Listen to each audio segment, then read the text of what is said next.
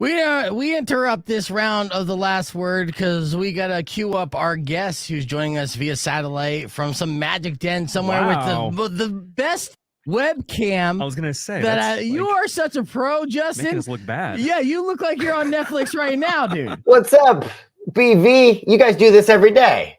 Yes, I'm honored that you're complimenting my webcam. It looks fantastic. I mean, you're 8K. in 8K HD. Where are you at right now? Your place? I'm in my 8K man cave here, where the magic. Yeah. This is where the magic happens, gentlemen. Yeah, All by is on myself, brand. just pacing around, just waiting to come to Tucson for this Saturday. just masterminding how I'm gonna blow some Tucson brains. That's gonna be so. Yeah. It's gonna be so easy to do, dude. I mean, Why is that? I mean, first off, we're easily impressed here in Tucson, and you Lizard also folk. blow minds on the regular. You know, being a street magician in a way. Is it okay? Is it safe to say that you're a street magician when you do magic for humans? That's street magic, baby. I mean, hey, if I'm doing magic and I'm on the street, I'm not offended. I'm a street magician. Yeah. In Tucson, I'll be a stage magician. You're not gonna go on the streets of Tucson? I mean, I'm sure the streets are going to be unavoidable. I'm going to have to be on the streets. I guess. 120 degrees. I don't know if I'm doing magic. We'll see. And the listeners can't see this, but we also all got the memo to wear our black T-shirts this morning. Yeah, I know. Yeah. No, we're doing LA radio at its finest here in Tucson. We're just on the stream right now. We're going to be on the air here in 12 seconds. So the timing's perfect. So we're going to talk on the air a little bit, and then we'll keep the conversation for a few more minutes on the stream, and then I'll let you get back to whatever you're doing, taking over the world. All right, so here we go.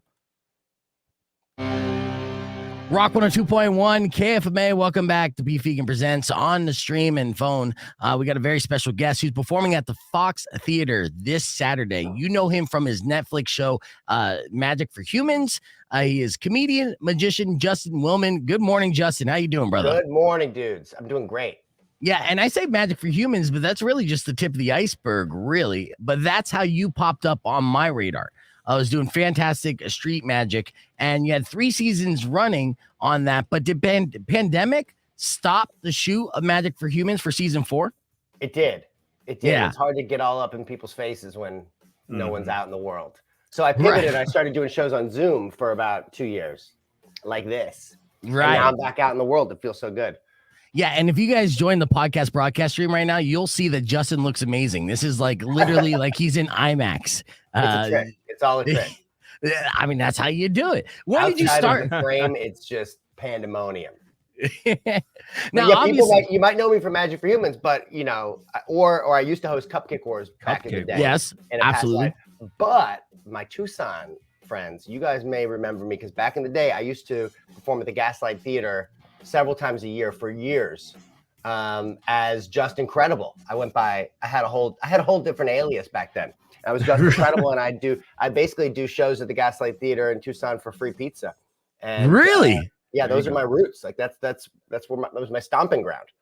That's like kind of like how you started. It was Gaslight Theater, really. It's my how many grandparents years? used to live up in Saddlebrook. For the mid 2000s for like a decade. I'd come visit them, and then I discovered that really cool little theater, the Gaslight, and they love magic there. So I started doing 2-3 shows a year there, and doing multiple repeat gigs. I had to come back with a new show every time. So that was the first time I ever had to I got to come up with new tricks in 3 months, and it was a really good practice. So Tucson's kind of, it's like even though I never lived in Tucson, I've got so many family connections. My wife's family is there. My grandparents used to live there. I feel like I'm coming home. I'm really excited. So do you make it a point to come to Tucson when you go on these tours? At least once a year when I can. I mean, the pandemic, now it's been maybe 3 or 4 years. So long overdue. I got new tricks to share with everybody. I love that because it's been like 3 months. You constantly kind of push yourself to get new tricks and add to your show because you don't rest on your laurels at all, right? Well, that's the thing. It's like when people come to see their favorite band, or you kind of want to hear the songs that you know and love. You come to see a comic or a magician, you kind of want to hear new stuff. If like with a magic trick, especially like a punchline, once you've seen it, you kind of know where it's heading. It's fun to bring your friends and watch them not know what's about to happen, and then watch their brains melt. But yeah, you got to keep feeding the fire a little bit. Yeah, and I think that's a good lesson to any aspiring comedians or magicians out there, and having that Gaslight Theater gig to push yourself to continue to create, as opposed to just being set with your I got a tight 30 minutes that blows people's minds. You see people and performers kind of just rest on just that set and don't build on it, and then they find out that before it's too late that they're stale and people don't want to see them anymore. I mean, you guys do it every day. If you did a show, once a week, it'd be one thing, but every day you got to get your brains into this creative space, and it's amazing what you can come up with. Yeah. And honestly, the best thing for me doing a daily show is to have a terrible memory. So I smoke a lot of weed, and every day is brand new. And I bet your listeners remember, they have a much better memory. So they're like, yo, bro, you did that joke yesterday, man.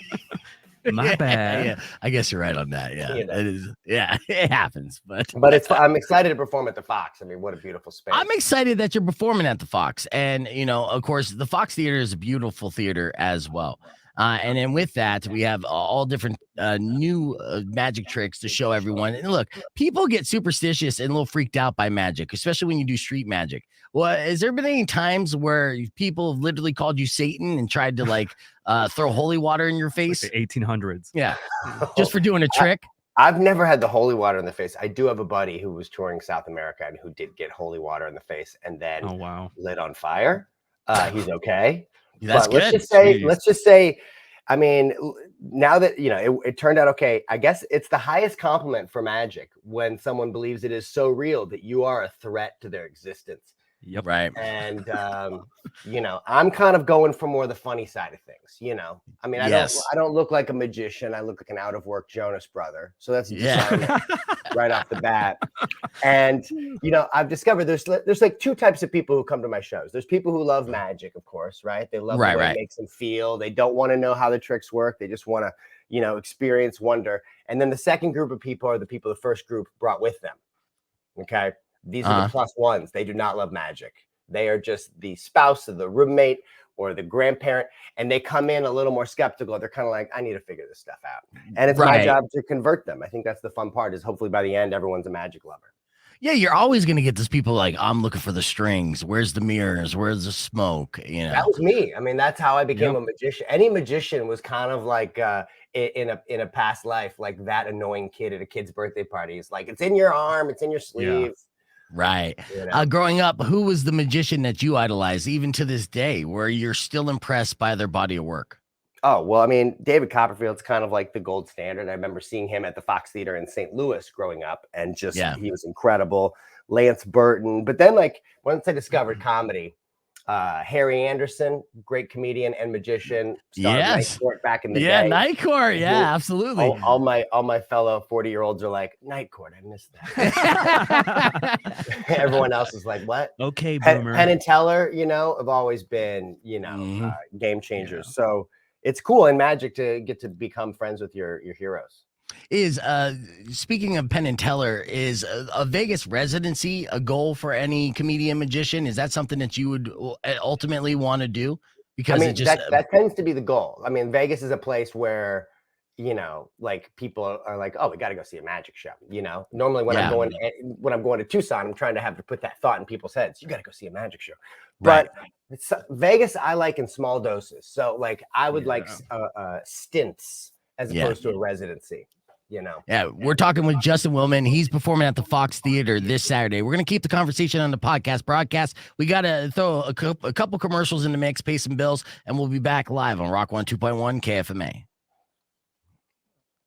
There you go. Sorry about that abrupt cut to, but I'm like, oh yeah, I still got a job to do. Yeah, it sounds good. Beat Bob. Yeah. Speaking of David Copperfield, there's one trick that always blew my mind that I still can't believe he pulled off. Claudia Schiffer. How good do you have to be able to do that? I mean, how do you do it? Can you tell me the magician's code on that? I mean, if you look back at pictures of Copperfield in the 90s, I mean, this guy he's a movie star looking dude. Oh, he had the Jerry curl little mullet thing. He did have that mullet thing, motorcycle, leather. Yeah. I remember though, bad boy. Wow, magicians can date supermodels. I didn't. You don't really think about that when you're alone in your room reading magic books at 12. Right. He had that same thought. I was watching Seinfeld with my buddy the other day, and how much hot action Jerry got. Well, comedians. So Yeah. comedians and magicians. So essentially, you're like a double threat, and you're a good-looking dude. So I would consider you a triple threat. You know. So I mean, you're probably off the market now. I'm not asking for myself. But I'm sure it didn't lead to lonely nights. Why am I even going down this road, Justin? I don't know. I don't know. What is happening right now? No, my wife is beautiful. I feel like I've landed a supermodel, and I'm sure you did. Speaking of which, I accent, but I wanted to tell you, like, aside from the magic, the one thing I admire the most is most impressive is the fact you are the only person that has a wedding video I can watch and tolerate more than once. Thank you. I think that's a huge thing, like to have a wedding video that's actually entertaining. Yeah, well, our wedding was like people love, and it's easy to do wedding stuff a little cheesy. It was great. So my wife, and we did like a first dance where she levitated me, and then we did a drunk history parody for our rehearsal dinner. That we got no illusion there. Like we got They're like, how'd you pull that off? That was authentic. Yeah. Make it real. Exactly. What's your favorite trick to do on the streets that guarantees to blow people's mind? Man, I mean, well, coming up, like I would, if my go-to, if I'm hired at a party, doing walk around magic, I will borrow someone's wedding ring, okay, and I'll make it disappear and reappear like on their keychain or in someone's wallet. Like if right off the bat you're borrowing something from somebody, they're not gonna leave until this trick is through. So you got a captive audience at least for a couple minutes where they're okay. Where's my room gonna be? And then if you hook them, then you kind of can move into your more more sleight of hand technical stuff. But yeah, making something of somebody's disappear is a good way to wrap their attention. Yeah, absolutely. Especially something they love. Yeah, absolutely. That's fantastic, dude. Well, I know that you're a busy guy, and I could talk to you on this stream all morning long because you're like a pro. But before I leave and let you go, let's play a game. You want to play a game real quick? Play a game real quick. I do. Play a game. Okay, good. Because we like to play a game here called The Last Word. All right.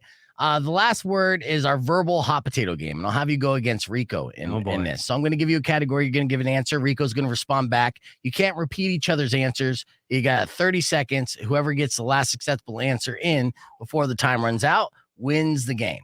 Okay. Okay. So real quick, and then I'll pull up a doozy of a category for you here. A doozy. A doozy. So and I play off of the last word that Rico says. Well, not necessarily. No, I mean, just giving acceptable answers there, right? Okay. So here's the category. I'll let you go first, okay? Since you're our guest and we're polite around here. Very polite. All right. Okay. So name something a man discovers about his fiance that would make him call off the wedding. 30 seconds on the clock and go. Another husband. Another husband. All right, Rico. Hair on the feet. Hair on the feet. Okay. Justin. An appendage that we didn't know about before. Yeah, oh, yes. That's a magic trick. All right. What do you say, Rico? A very strange OnlyFans. Okay. A dozen cats that we didn't know about. Ah, yes. Deal breaker. A controlling father. A controlling father. I don't know. Did you squeeze it in? I took the cat one. He had it. He took my cat one. You know what? We'll give it to our guest here, Justin Willman. You know, since you're coming to Tucson, performing at the Fox Theater this Saturday, since we're so stoked about it, we're gonna give you the W on that one, Justin. So good job. Yes, we'll send you a trophy. Yeah, it's not an easy game. Controlling father, it all got too real. It's like, he's venting right now. Keep it therapy. Right. Real. Yeah. The appendage thing is great. The dozen cats for sure. These are all great reasons. And then, you get way too real. Yeah, I'm sorry. Yeah. Buzzkill. Need more coffee. It's my friend Buzzkill over here, Justin. Don't mind him. I'd like to thank you so much for checking in with us. What beyond Fox Theater, what can we expect from you next? Oh, guys, I'm working on a brand new show that I'm told I can't say too much about, but let's just say in Magic for Humans, I kind of was trying to explore the art of magic for my own benefit, to understand life better. And now I'm kind of giving my magic wand to real people to help them make their lives more magical and unexpected, or get revenge or settle a score. And I know that sounds vague, but like I'm it. excited to see what real people do with magic powers here in the near future. Oh, that's going to be I'm already amazing. sold. Yeah, That's yeah. And amazing. is this going to be on Netflix as well, or? It